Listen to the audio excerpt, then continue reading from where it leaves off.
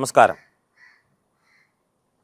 മാതൃദേവോ ഭവ, പിതൃദേവോ ഭവ, ആചാര്യദേവോ ഭവ, അതിഥിദേവോ ഭവ. ഏവർക്കും അറിയാം, മാതാ, പിത, ഗുരു, ദൈവം എന്നിങ്ങനെ പലതരം മഹത് വചനങ്ങൾ നമ്മുടെ ഭാരതീയ സംസ്കാരത്തിലുണ്ട്.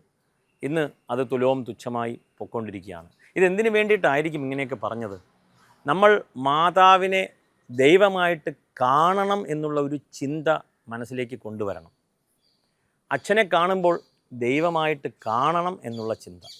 ഈ ദൈവമായിട്ട് കാണണം എന്നുള്ള ചിന്തയാണ് നമ്മളുടെ മനസ്സ് ഇങ്ങനെ പെരുമാറണം എന്ന് പറഞ്ഞു തരുന്നത്. അപ്പോൾ അമ്മയെ മാതൃദേവോ ഭവ എന്ന് പറയുന്നു. അമ്മയെ ദൈവമായിട്ട് കാണുകയാണ്. മാതാ, പിത, ഗുരു, ദൈവം. അങ്ങനെ ആ ദൈവമായിട്ട് കാണുകയാണെങ്കിൽ നമ്മൾ എങ്ങനെ പെരുമാറും എന്നുള്ളത് മാത്രം ചിന്തിച്ചാൽ മതി. പിന്നീട് നമ്മൾ അതിലേക്ക് മഹത് വചനങ്ങളിലേക്ക് തിരിയുവാൻ തുടങ്ങും. അപ്പോൾ ഒരു കുട്ടിയെ നാം ശീലിപ്പിക്കുകയാണ് എങ്ങനെ ഒരാളെ കാണണം. തൻ്റെ കൂടെ പഠിക്കുന്ന ഒരു പെൺകുട്ടിയെ എങ്ങനെ കാണണം, ഏത് ദൃഷ്ടിയോടുകൂടി കാണണം എന്നുള്ള ഒരു ചിന്ത. ഇതെങ്ങനെയാണ് നാം ശീലിപ്പിക്കുന്നത് എന്നുള്ളതാണ്. കഥകളിലൂടെ ശീലിപ്പിക്കുന്നു. ശ്രീരാമൻ രാമായണത്തിൽ ധർമ്മബോധം ഇല്ലെങ്കിൽ നമ്മളിലേക്ക് ആ സന്ദേശം എത്തിച്ചു. മഹാഭാരതത്തിലൂടെ കൃഷ്ണൻ ധർമ്മബോധം. കാരണം യഥോ ധർമ്മസ്തതോ ജയ, ധർമ്മം ഒന്നുകൊണ്ട് മാത്രം തന്നെ സദ്ഗതി ഉണ്ടാകും. ധർമ്മേണ ഗമനമൂർധം ഗമനമധസ്താത് ഭവത്യധർമ്മേണ ധർമ്മ ഏവ ഹതോ ഹന്തി ധർമ്മോ രക്ഷതി രക്ഷിത. ഏവർക്കും അറിയാം. അങ്ങനെ ഈ വീക്ഷണം എങ്ങനെയാണ് കുട്ടികളിലേക്ക് എത്തിക്കുക എന്നുള്ളതാണ്. ഒരു ചെറിയ ഉദാഹരണം നമുക്ക് നോക്കാം. എന്താ പറയുക, കടയിൽ നിന്നൊരു നാരങ്ങ വാങ്ങിക്കുക, അത് കയ്യിൽ പിടിക്കുക, കുട്ടിയെടുത്ത് പറയുക ഇത് കടയിൽ നിന്ന് വാങ്ങിച്ച നാരങ്ങയാണ്. കുട്ടിയെ വിളിച്ചുകൊണ്ട് തന്നെ ഒരു നാരങ്ങ വാങ്ങിപ്പിക്കുക. അത് കയ്യിൽ വെച്ചുകൊണ്ട് ക്ഷേത്രത്തിലേക്ക് പോവുക. ക്ഷേത്ര ദർശനമെല്ലാം കഴിഞ്ഞ് ചില ക്ഷേത്രങ്ങളിൽ ഏത് ക്ഷേത്രങ്ങളിലാണോ നാരങ്ങ പ്രസാദമായിട്ട് തരുന്നത്, ഇല്ലെങ്കിൽ ഇതൊരു ഉദാഹരണമായിട്ട് എടുക്കണം, ഹനുമാൻ്റെ ക്ഷേത്രം, നാരങ്ങ മാലയൊക്കെ ഇട്ടിട്ടുണ്ടെങ്കിൽ ഭദ്രകാളിയുടെ ക്ഷേത്രം, അവിടെയൊക്കെ പോകുമ്പോൾ നമുക്ക് ചില സമയം ഈ നാരങ്ങ ലഭിക്കും. അവിടെ നിന്ന് പ്രസാദമായിട്ട് ഹനുമാൻ്റെ ക്ഷേത്രത്തിൽ വെറ്റിലയിൽ ഒരു നാരങ്ങ വെച്ച് തരികയാണ്. അതും വാങ്ങിച്ചു. എന്നിട്ട് ആ കുട്ടിയുടെ അടുത്ത് ചോദിക്കുകയാണ്, രണ്ട് കയ്യിൽ രണ്ട് നാരങ്ങ വെക്കുക. കുട്ടി കടയിൽ നിന്ന് വാങ്ങിച്ചത് അതൊരു നാരങ്ങയാണെന്ന് ഒരു അലക്ഷ്യഭാവത്തോടു കൂടി ദൃഷ്ടി കാണും.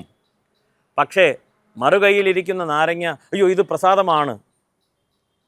അപ്പോൾ രണ്ടും നാരങ്ങ തന്നെയാണ്. ഒന്ന് പ്രസാദമായി ഭാവം മാറി. നിർവികാരാത്മകേ ചിത്തെ ഭാവപ്രഥമ വിക്രിയ. നമ്മൾ ഒരാളുടെ അടുത്ത് പെരുമാറുന്നതിന് മുമ്പേ തന്നെ ആ ഭാവം വരികയാണ് നമ്മുടെ മുന്നിൽ. ഇത് പെൺകുട്ടിയാണ്, ഇങ്ങനെ പെരുമാറരുത്, ഇങ്ങനെ പെരുമാറണം എന്നുള്ളൊരു ചിന്ത. ആ ചിന്ത വളരെ ഇമ്പോർട്ടൻ്റാണ്. ആ ചിന്തയിലേക്ക് വേണ്ടിയിട്ട് മാത്രമാണ്, സ്വഭാവ രൂപീകരണത്തിലേക്ക് വേണ്ടിയിട്ട് മാത്രമാണ് നമ്മൾ ഒരു സംസ്കാരം, നല്ല സംസ്കാരം, നല്ല ആചാരങ്ങൾ. ആചാരം എന്ന് പറയുന്നത് തന്നെ ഒരു ശീലമാണ്, ഒരു സ്റ്റാൻഡേർഡ് ഓപ്പറേറ്റിംഗ് പ്രൊസീജിയർ. നമ്മൾ അറിയാതെ തന്നെ ഓഫീസിലൊക്കെ ഉണ്ടല്ലോ SOP എന്നൊക്കെ പറയുമ്പോൾ നമ്മൾ കൈയടിക്കും. അതിനെ തന്നെ ആചാരമാണെന്ന് പറഞ്ഞു കഴിഞ്ഞാൽ അതിനെ നോക്കിക്കാണുന്നത് അയ്യേ. അപ്പം നമുക്കറിയത്തില്ല ആചാരം തന്നെയാണ് SOP എന്നുള്ളത്. അപ്പോൾ നല്ലൊരു ദൃഷ്ടിക്ക് വേണ്ടിയിട്ടാണ് ഇതെല്ലാം രൂപാന്തരപ്പെട്ടിട്ടുള്ളത്. യഥോ ധർമ്മസ്തതോ ജയ. അപ്പോൾ അമ്മയെ കാണുമ്പോൾ ഇങ്ങനെ പെരുമാറണം എന്ന തോന്നലിലേക്ക് എന്ത് ചെയ്യണം? ഒരു ചെറിയ വിഷയം. ദിവസവും രാവിലെ അവരവരുടെ മക്കളെ കൊണ്ട് അച്ഛനമ്മമാരെ നമസ്കരിച്ചതിന് ശേഷം സ്കൂളിലേക്ക് പോകുവാനായിട്ട് ശീലിപ്പിക്കുക. ഈ ഒരു ഒറ്റ ശീലം നിങ്ങൾ നോക്കിക്കോളൂ. 1 മാസം 2 മാസത്തിനുള്ളിൽ തന്നെ നിങ്ങളുടെ വീട്ടിൽ ഇതെല്ലാം ചേഞ്ചായി ഒരു പോസിറ്റീവ് എനർജി വന്ന് കുട്ടി നന്മ ചിന്തിക്കുവാൻ തുടങ്ങി. നന്നായിട്ട് പഠിച്ച് മുന്നോട്ട് പോയിരിക്കും എന്നുള്ളതിൽ തർക്കമില്ല. 1 രൂപ ചിലവില്ല. ഒരു ജ്യോത്സ്യനെയും കുറ്റം പറയണ്ട. ലക്ഷങ്ങൾ ചിലവഴിച്ച് പൂജകളും കഴിക്കേണ്ട. ഇതൊരു നല്ല ശീലമാണ്. ഇനിയിപ്പോൾ ഇത് പരിഹാരമാണെന്ന് ചിന്തിക്കേണ്ട, പ്രായശ്ചിത്തമാണെന്ന് ചിന്തിക്കേണ്ട, ഇതൊരു നല്ല ശീലമാണെന്ന് ചിന്തിക്കുക. അമ്മയുടെയും അച്ഛൻ്റെയും എന്താ പറയുക അനുഗ്രഹം ലഭിക്കും. നിങ്ങൾ കുട്ടിയുടെ തലയിൽ കൈവച്ച് അനുഗ്രഹിക്കുക. കുട്ടി വളർന്ന് വളർന്ന് വളർന്ന് മുന്നോട്ട് പോകുന്നത് നിങ്ങൾക്ക് കാണാം. അല്ലാതെ ഈ കേരളത്തിൽ ഇന്നത്തെ സമൂഹത്തിൽ പുച്ഛമാണ്. ആരുടെയും കാലിൽ വിടരുത്, മറ്റതാണ് മറിച്ചതാണെന്നൊക്കെ പഠിപ്പിച്ച് അവനെ സമൂഹത്തിലേക്ക് വിടുകയാണ്. സമൂഹ മനസ്സ് മുഴുവനും പുച്ഛം, മുഴുവനും അവഗണന. ഈ പറയുന്ന കാര്യങ്ങൾ കേരളത്തിന് പുറത്ത് താമസിക്കുന്ന മലയാളികളുടെ അടുത്ത് ചോദിച്ചു കഴിഞ്ഞാൽ മനസ്സിലാവും. അവർ തിരിച്ചു വരാനായിട്ട് ആഗ്രഹിക്കുന്നില്ല. കാരണം സമൂഹം ഇങ്ങനെ മാറിക്കൊണ്ടിരിക്കുകയാണ്.